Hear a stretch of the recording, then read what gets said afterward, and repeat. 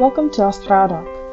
Oseredok is an internationally recognized repository, museum, archive, library, art gallery, educational, and research center dedicated to the preservation, sharing, promotion, and development of Ukrainian, Canadian, and Ukrainian culture and heritage.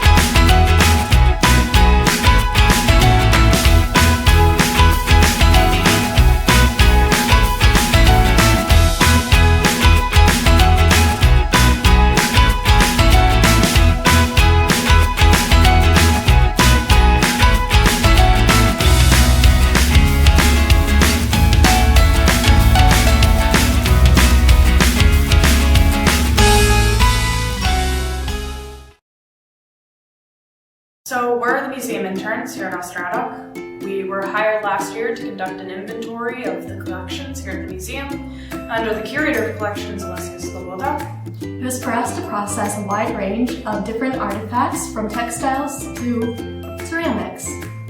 Our plan is to have the museum's collection be more accessible to the public. The internship provides opportunities for recent grads to enhance their museum-related skills. We began our projects with the intent to help Oseredok achieve certain goals. We began with a count of over 1,000 items each to catalog. Originally, we were to take 2 to 3 pictures of each item, the front, the side, and the back, and a defining feature. Once we'd taken the photos, we were supposed to enter it into the database, catalog the item, and give it a good, solid description and condition report. Another goal was managing storage spaces and what the best way of storing our artifacts were. Oh, hello! Welcome to the collection. In this row, we have blouses and linens. And in this row, we have even more blouses and linens, along with other textile objects, as well as all of the empty boxes from the parts of the collection we managed to condense into other boxes. Here we have our collection of musical instruments. And here we have a large collection of ceramics.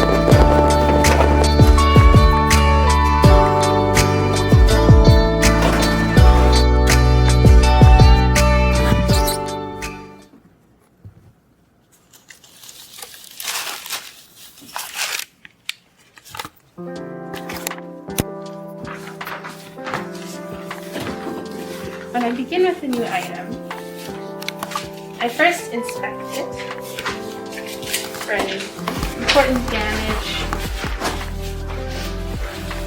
or any cleaning that I might have to do.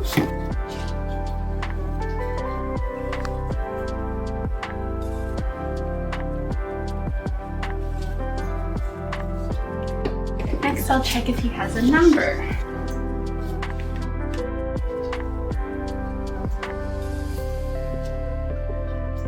So I'll make sure to keep this information for when I write my new tag.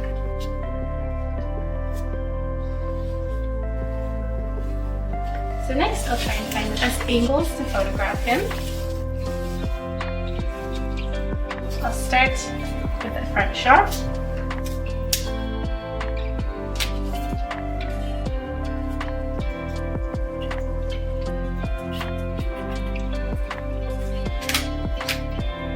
And then I'll make sure to get every angle, including the side, the back, and any detailed shots that I find important. Next, I'll take his measurements.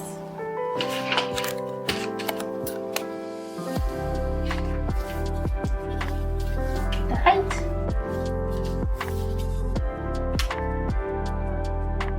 width, and then the length. Keep all of this information in my book. And then finally, I'll tag him with a new number that includes the information we already know about him.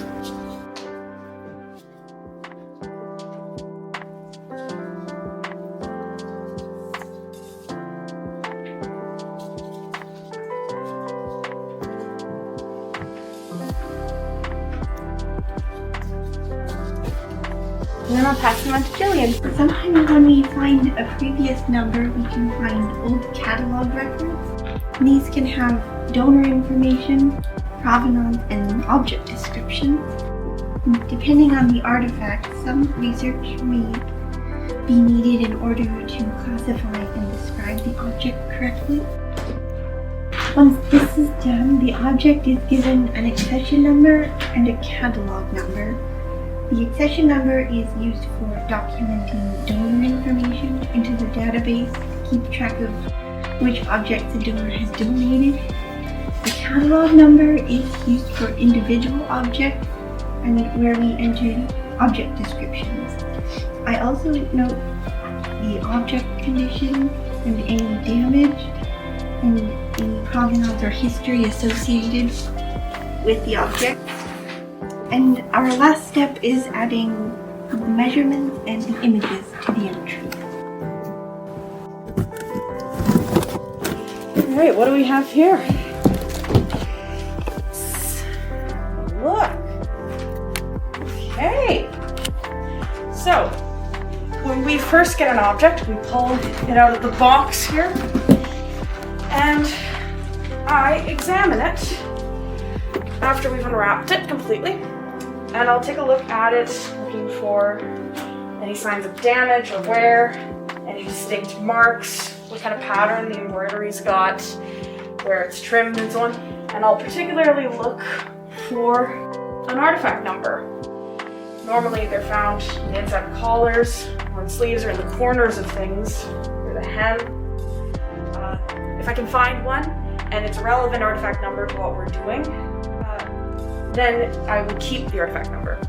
However, there have been different systems of numbering over the years, and some of them are outdated, and sometimes, like with this blouse, it doesn't have a number. And in that case, I have to assign it an artifact number. So that'll be the next thing that I do. I'll come over to my computer, and I'll not fall over, sit down, and go through to the accessions, and see if I can find any information about the object. And I might go through some files and see if I can find anything else about it. And after I give it a number, I'll write it on a little sticky note and put it on the piece for Beth. And then I'll set up an entry in the database. And I'll put all the information I have about the object in the entry. Its number, its name, how many pieces there are to it, a detailed description, a condition report, measurements, and anything else I have about its history. And once that's done, I'll save it, and later on I'll be sure to add the edited photos of the object, and then that'll eventually be processed and put up on our website. Then I'll pass the object back off to Beth. I then take the blouse, open it up, so the wingspan is extending as far as it wants to go. I then take the measurements,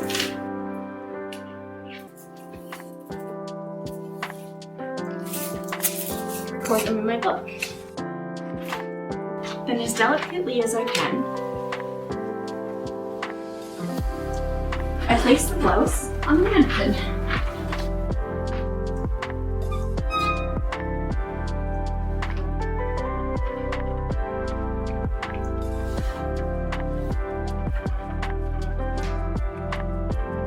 It's at this point that I take several pictures. The majority of our blouses need many pictures due to the beautiful detailing. So I'll take a front image, a 3/4 image, a side view, and a back view. I also take close-ups of all the embroidery because there's so many different types of embroidery used on blouses that we want as much detailing as possible. Also the cuff and its beautiful detailing, and a close-up of the neckline, and especially the closure. This one has a hook and eye. And then take the blouse off the mannequin.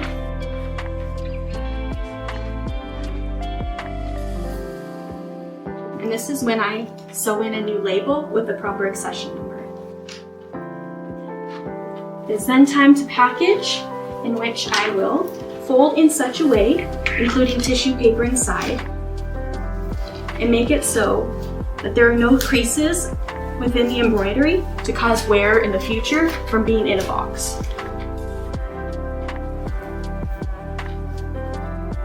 And just like that, I'll package it up and label the box, and away it goes.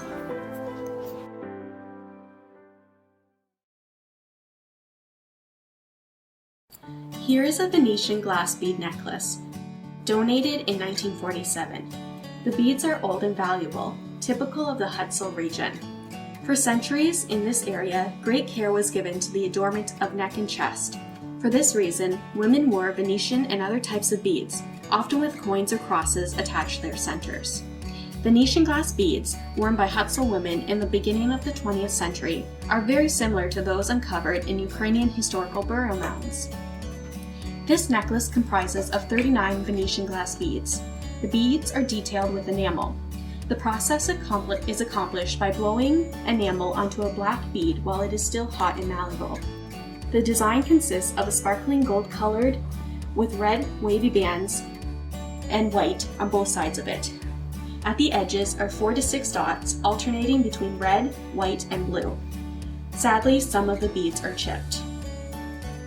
On the necklace is a large copper or brass cross on a copper chain. It was made by the village goldsmith. The working of brass was well developed in this region. Many crosses that have been found look very similar to this and date back to the 10th and 13th century.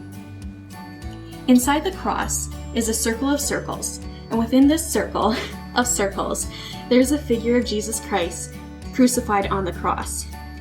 The surface of the cross is three-dimensional. The back is flat except for a loop through which the string has been inserted. This handmade lighter was made out of an empty World War I rifle bullet cartridge. It was made in 1915 in Novoselo, a small village in western Ukraine, which was near the fighting line during World War I.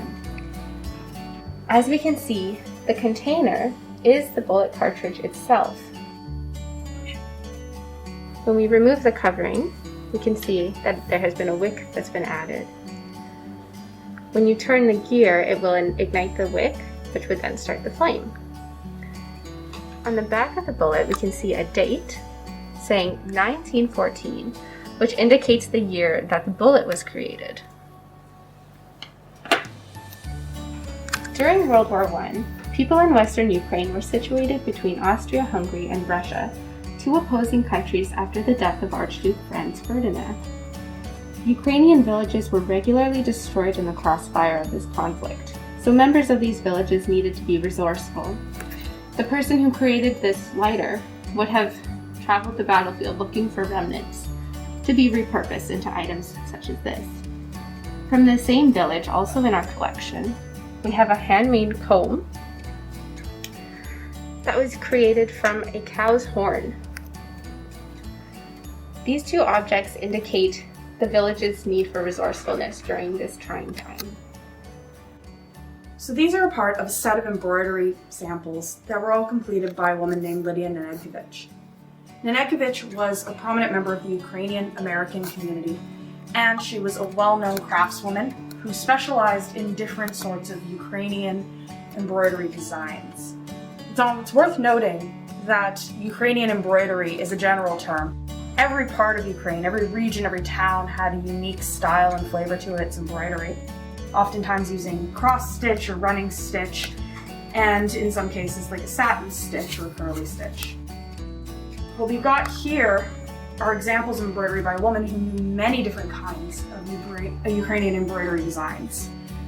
Lydia Nenekovich was well versed in designs from all over Ukraine, and she was very good at teaching them to others and pulling them out and displaying them in her work. She was actually commissioned by Oseredok to complete a bunch of costumes for the collection that would be examples to be displayed for different regions of Ukraine to give an idea of how people would have dressed back in Europe. These designs are one of the first embroidery sample sets that we ran across here at the museum, and they're absolutely beautiful. You'll notice that there's not a lot of cross-stitch in them. In fact, there are more back-stitch and running stitch to them than anything else. These ones are very beautiful, and they all have a floral motif to them, oftentimes following a wavy sort of design. They'll also have a small border pattern running down either side of the top and bottom, with its own floral motif running through it, reflecting the colors and style of the central design. Nenekovich also would add animals to her work, including the birds that you'll notice in this design here. We've got some nice little chickens there surrounding a pot of what look like piled up grapes and berries. All of this embroidery are just some of the examples of the work that Nenekovich did, and it's also something that we really like finding in our collection. Anytime that I pull out a donor form or file for a different object and I find that Nenekovich was the one who made the object, I know I'm in for a treat, because it's guaranteed to be absolutely beautiful and utterly unique. Here we have a ceramic mixing bowl or mikitra. They usually come with a large pestle used for grinding coffee. This bowl is made in the style popular in the Kosiv region of Ukraine, and this style is usually done in clay in a brown, green, and yellow colored glaze. And here we can also see that the green glaze is slightly dripping. This blouse was donated in 1974 by the donor's mother. This blouse was hand-sewn and embroidered by the donor's mother, who also hand-wove the flax linen cloth. She was born in 1876 in the village Vitno. This blouse's style and embroidery are typical of this area. The blouse was made in the 1890s when the maker was 18 years old. It was made to be worn to church on Sundays and on holidays. The blouse has shoulderlets and square gussets at the armpits, put in for ease of movement. Previously, the bottom piece was attached. We know this by the seam markings and the frayed edge. It is a rectangular bodice with slits at the sides to accommodate the sleeves and gussets. The neck opening is across the whole upper width. The edge has a maroon cording with a piece of cord laced through to create a drawstring.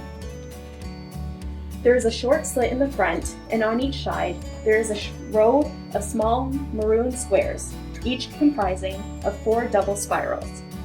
A similar rows are on the back.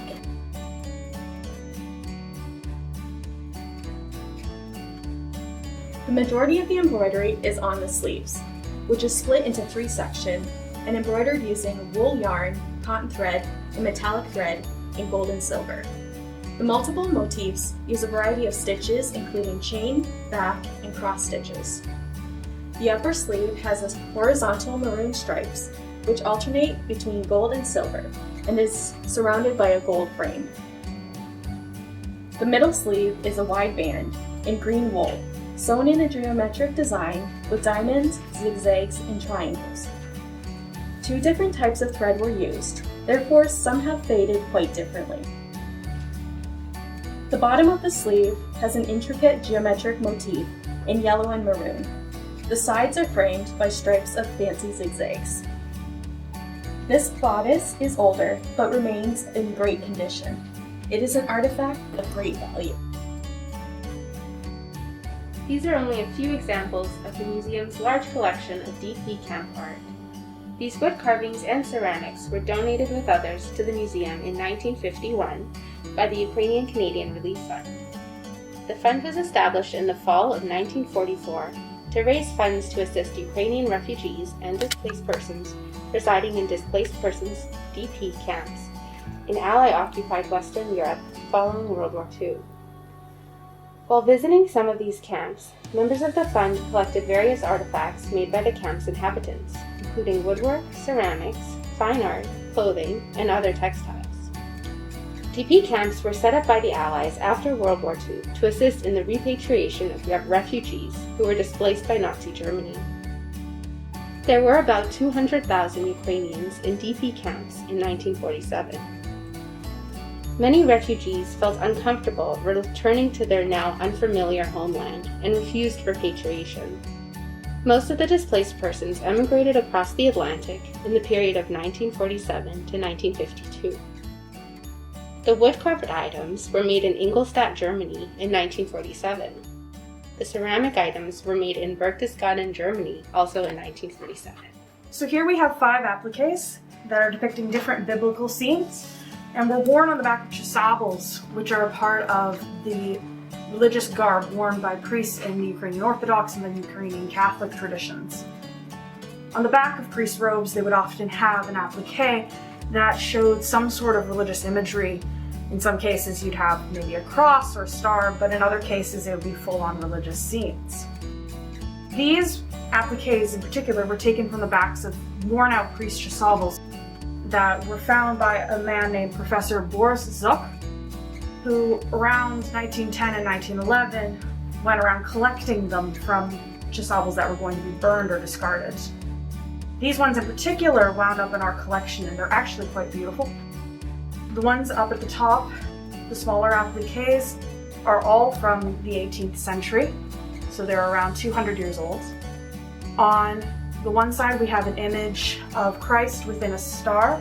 This applique, you'll notice, has a hand-painted face for the image of Christ in the middle, along with lettering on either side of it. And all of the stitching around it is hand-sewn metallic thread, and it's from the early 18th century. Another piece from the early 18th century is on the opposite side. We've got a lovely oval-shaped piece here with a wonderful intricate border, and on it we depict the birth of Mary, the mother of Jesus. And you'll see that we've got the faces of the actors in that, though the faces are too worn out to determine the figures currently. And of course, little baby Mary there in the bottom corner. And then in the middle, we have our largest applique. This one is actually from the 17th century, so it's even older than the others. And it's an image of the Virgin Mary in the center, surrounded by apostles and saints of various kinds with angels up above. You'll notice that Mary's got a beautiful beaded halo all around her head, all done in white pearlescent beads. And this kind of reflects the border of little circles of garnet that runs all the way around the piece. And don't worry if some of the beads come off. We actually have a little packet of beads that came with the applique just to replace Mary's halo in case it should wear out at any point.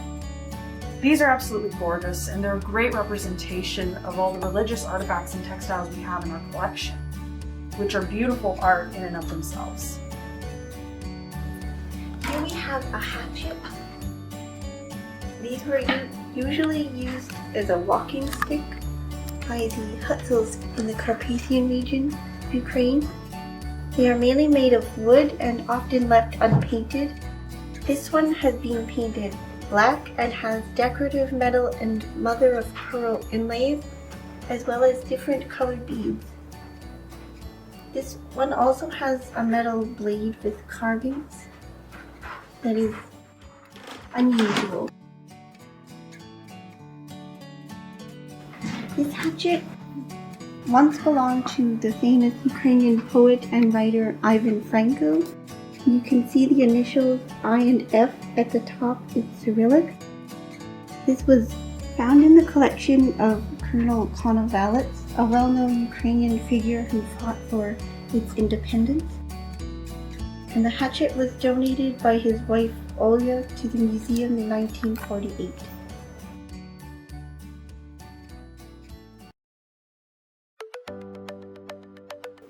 With cataloging the artifacts, there were some challenges we faced. Some of these included a lack of donor information, which can often happen. Information may not have been cataloged at the time of donation, or the information may have been lost. Throughout the museum's history, there have been multiple numbering systems, which could have caused some mix-up. And if there is little to no information found, we can leave those sections blank in the database, and sometimes we find the information later on, and we can find it. We also had to establish a database for this museum, which is a great thing, but it came with a list of challenges of its own. First, we had to put the database into an Excel spreadsheet, and then after a while, we were able to get a hold of an online software that we were able to use to put all of our database into the cloud. And this created a couple of issues in terms of technology and human error and everything, but between Mr. Google, the resources the software company provided for us, and our own ingenuity, we managed to overcome all of our challenges with a healthy dose of patience. One of our main challenges is the language barrier. None of us interns speak Ukrainian, but we try different resources to help. And when all else fails, we can always ask Alessia. When we began the textile project, a rough count of 1,000 items was believed to be in the collection. This number was based on the labels written on each box.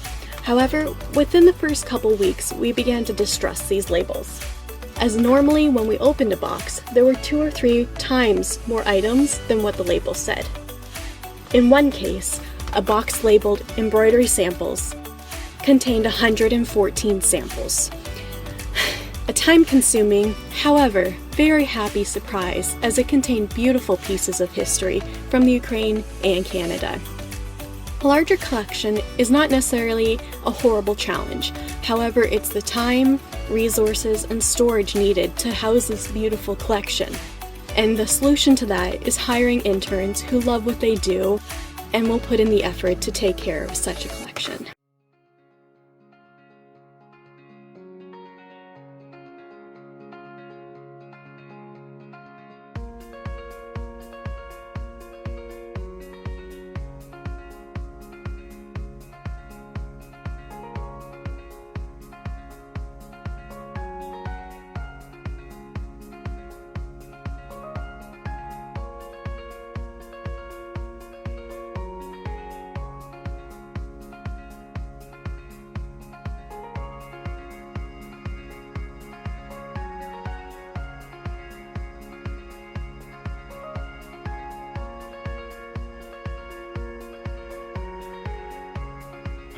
Our project has lots of value to the work we do here at Oseredok, including making sure that our collection is better preserved.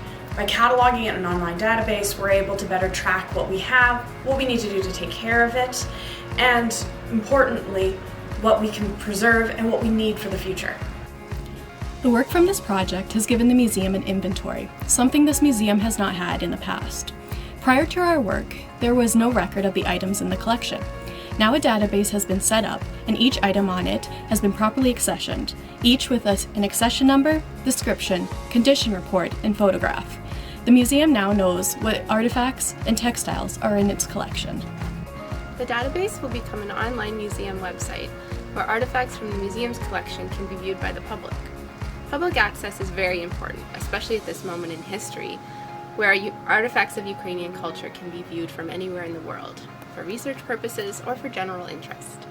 I believe our project is especially important for having our collection be more accessible to the public. We want to be able to preserve our Ukrainian-Canadian heritage for ourselves and for future generations.